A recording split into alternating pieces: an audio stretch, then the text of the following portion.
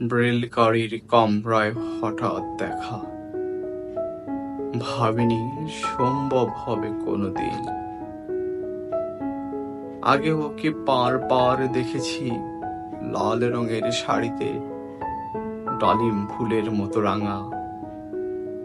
আজ পরেছে কালো রেশমের কাপড়, আঁচল তুলেছে মাথায়, দোলন চাপার মতো চিকন গৌর মুখখানি ঘিরে।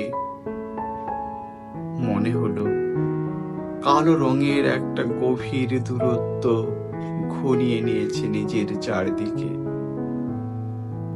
যে দূরত্ব সরিষে ক্ষেতের শেষ সীমানায়, শাল বনের নীলাঞ্জনে। থমকে গেল আমার সমস্ত মনটা, চেনা লোককে দেখলে অচেনার গাম্ভীর্যে।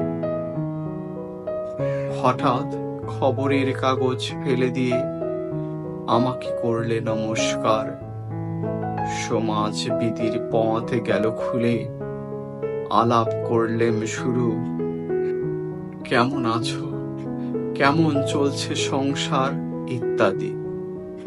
সে রইল জানালার বাইরের দিকে চেয়ে, যেন কাছের দিনের ছোঁয়াচ পার হওয়া চাহনিতে।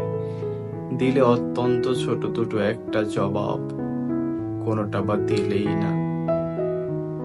বুঝিয়ে দিলে হাতের অস্থিরতায়, কেন এসব কথা। এর চেয়ে অনেক ভালো চুপ করে থাকা। আমি ছিলাম অন্য বেঞ্চিতে ওর সাথীদের সঙ্গে।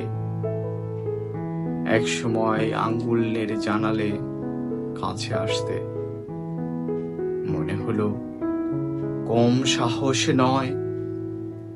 বসলো মোর এক বেঞ্চিতে, গাড়ির আওয়াজের আড়ালে বললে মৃদু স্বরে, কিছু মনে করো না, সময় কোথা সময় নষ্ট করবার। আমাকে নামতে হবে পরের স্টেশনে, ভুলে যাবে তুমি, দেখা হবে না আর কোনোদিনই। তাই যে প্রশ্নের জবাব এতকাল থেমে আছে, শুনবো তোমার মুখে, সত্য করে বলবে তো। আমি বললাম, বলবো। বাইরের আকাশের দিকে তাকিয়ে শুধলো, আমাদের গেছে যেদিন, একেবারেই কি গেছে, কিছুই কি নেই বাকি।